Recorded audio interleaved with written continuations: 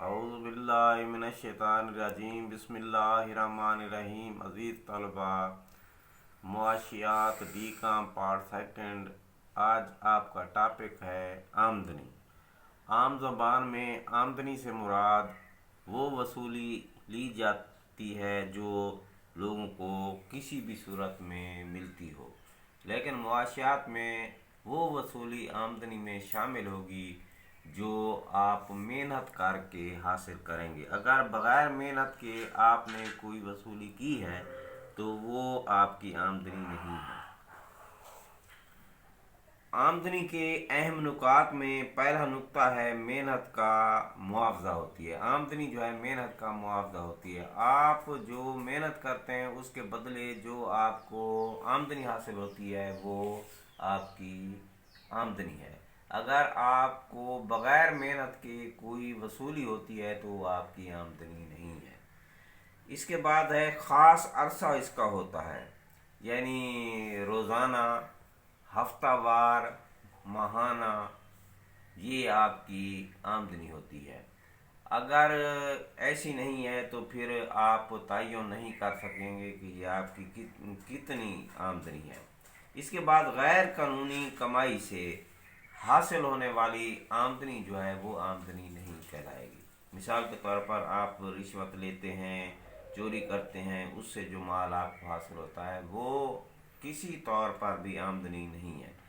खैरात, फ़कीर लोगों को जो खैरात मिलती है या बच्चे जो हैं इनको वजीफ़ा मिलता है, तो इस किस्म की जो चीज़ें हैं वो आमदनी का हिस्सा नहीं है। इसके मुकाबले में बचत होती है, यानी आमदनी का बचत जो है वो उल्ट है। आमदनी का वो हिस्सा जो आप खर्च करने के बाद बचा लेते हैं बचत कहलाती है। रोज़मर्रा ज़िंदगी के ऊपर जो आपके बेटा खर्चे आते रहते हैं तो आपको बाकी जो बचता है वो आपकी बचत होगी। बचत के अनासर दो होते हैं, एक है बचत की ताकत, एक है बचत का इरादा।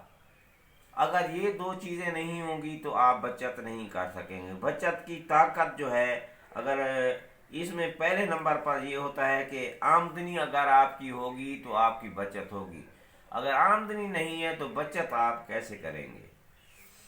इसके बाद है निज़ाम टैक्स। अगर किसी हुकूमत ने टैक्स जो है वो ज़्यादा लगाया हुआ है तो फिर आपकी बचत कम होगी, क्योंकि आपके रोज़मर्रा अखराजात के बाद जो कुछ बचेगा फिर आपने टैक्स देना है तो फिर कुछ कम ही मिले, आपके पास बचत होगी। आमदनी और खर्च का तनासब। अगर आपकी आमदनी जो है आपके खर्च से बढ़ जाती है तो फिर तो आपकी बचत होगी। अगर आपकी आमदनी खर्च से कम होती है तो फिर आपकी बचत नहीं होगी, बल्कि आप उधार पे चल रहे होंगे। कुदरती ज़राए की फरावानी, जिस मुल्क में कुदरती ज़राए की फरावानी होगी तो वहाँ के लोगों की आमदनी जो है वो ज़्यादा होगी। जब आमदनी ज़्यादा होगी तो बचत भी ज़्यादा होगी। निज़ाम बंकारी। अगर किसी मुल्क में निज़ाम बंकारी अच्छे होंगे और वो आपको ज़्यादा सहूलतें दे रहे होंगे तो आप बचत ज़्यादा करेंगे। इसके बाद है बचत का इरादा। आप बचत का इरादा में पहला नंबर है मुआशी वक़ार। आप बचत करते हैं मुआशी वक़ार के लिए, भाई हमें मुआशरे में हमारा वक़ार हो। जिसके पास पैसा ज़्यादा होता है उसका वक़ार होता है। फिर मुस्तकबिल के लिए भी आप बचत करते हैं, भाई मुस्तकबिल में आपने कोई नागहानी हालात आ जाते हैं, कोई मसले मसाइल आ जाते हैं तो आप बचत करते हैं। फिर परवरिश औलाद, औलाद की बेहतर तौर पर परवरिश करने के लिए भी आप बचत करते हैं। शरह सूद, अगर शरह सूद में इजाफा होगा तो आप बचत करेंगे ताकि आपकी आमदनी बढ़े। सरमायाकारी के मौक़े, अगर किसी मुल्क के अंदर सरमायाकारी के मौक़े ज़्यादा होंगे, ज़राअत, सनत और तिजारत में नुमायाँ तरक्की हो रही होगी, नफ़ा ज़्यादा होगा तो बचत ज़्यादा होगी। बचत करने की आदत, बाज़ लोग ऐसे होते हैं जिनको बेटा बचत करने की आदत होती है। जब आपको बचत करने की आदत हो तो फिर आपकी آمدنی جو ہے وہ اس میں سے آپ زیادہ کچھ بچا لیتے ہیں۔ کاروباری مواقع، اگر عوام کو کاروباری مواقع مل رہے ہوں گے تو وہ پھر کیا نام ہے بچت کریں گے۔ اس کے بعد بڑھاپے کے لیے بھی آپ بچت کرتے ہیں، بھی بوڑھے ہو جائیں گے تو اب پہلے ہمارے پاس کچھ ہوگا تو ہم پھر خرچ کرتے رہیں گے۔ شادی بیاہ کے لیے آپ نے اپنے بچوں کی شادیاں کرنی ہیں تو اس کے لیے بھی آپ کیا نام ہے بچت کرتے ہیں۔ تو بچت میں اضافہ کرنے کے اقدامات جو ہیں، یعنی کس طریقے سے آپ بچت زیادہ کر سکتے ہیں۔ پہلے نمبر پر ٹیکس کی شرح میں کمی ہو، ملک میں امن و امان ہو، ملک میں سیاسی استحکام ہو، لوگوں کی آمدنی میں اضافہ ہو اور ملک میں زیادہ سے زیادہ مالیاتی ادارے جو ہے وہ قائم ہوں، ملک میں سرمایہ کاری کی حوصلہ افزائی ہو اور لوگوں کو زیادہ سے زیادہ روزگار ملے۔ جب روزگار ہوگا تو بچت ہوگی، آپ کی آمدنی ہوگی، بچت ہوگی، لوگ معیار زندگی بلند اگر کیا جائے تو وہ پھر بچت ہوگی۔ آخری چیز ہے سرمایہ کاری۔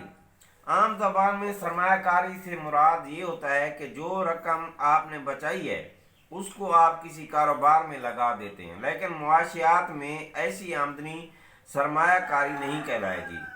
جو کہ آپ کسی پرانے مکان کو خرید کر اس کو کرائے پہ چڑھا دیں یا جناب علی کسی پرانے کاروبار میں آپ پیسہ لگا دیں۔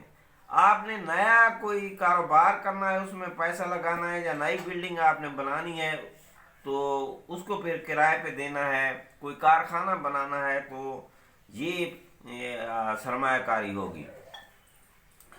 سرمایہ کاری سے جو قومی اثاثے ہیں ان میں اضافہ ہو جاتا ہے۔ قومی اثاثہ میں مندرجہ اشیاء پر مشتمل، مثال کے طور پر نیا کارخانہ آپ نے بنائی ہے، نئی عمارت آپ نے کھڑی کی ہے، نقل و حمل کی نئی سہولتیں آپ نے پیدا کی ہیں، تمام قسم کی نئی مشینری اور دیگر اوزار جو ہے اس سے آپ کی سرمایہ کاری میں اس سے جو آپ کے قومی اثاثے ہیں وہ بڑھتے ہیں۔ سرمایہ کاری کی اقسام۔ انفرادی سرمایہ کاری۔ انفرادی سرمایہ کاری سے مراد یہ ہے کہ جب کوئی شخص اپنی آمدنی میں سے بچت کر کے اپنے حقیقی جو اثاثے ہیں ان میں اضافہ کرتا ہے تو یہ انفرادی سرمایہ کاری ہوگی۔ کاروباری سرمایہ کاری سے مراد کسی کاروبار میں سرمایہ لگا کر منافع حاصل کرنا، مثلا نیا کارخانہ آپ نے قائم کرنا۔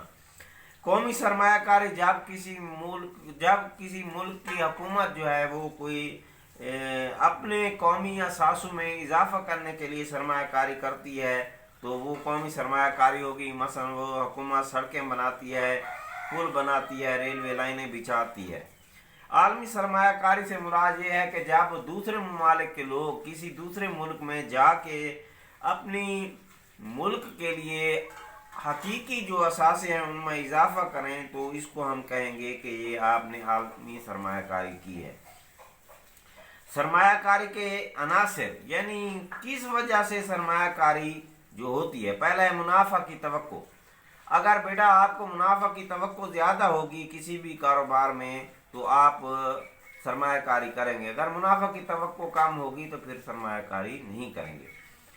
معاشی حالت اگر کسی ملک کی اچھی ہوگی تو آپ سرمایہ کاری کریں گے، اگر کسی ملک کی معاشی حالت اچھی نہیں ہے تو وہاں پہ دوسرے لوگ بھی سرمایہ کاری نہیں کریں گے، آپ بھی نہیں کریں گے۔ نظام محصولات، اگر حکومت جو ہے وہ ٹیکس زیادہ لگا دے تو پھر لوگوں کی بچتیں کم ہوں گی جس کی وجہ سے جناب علی سرمایہ کاری نہیں ہوگی۔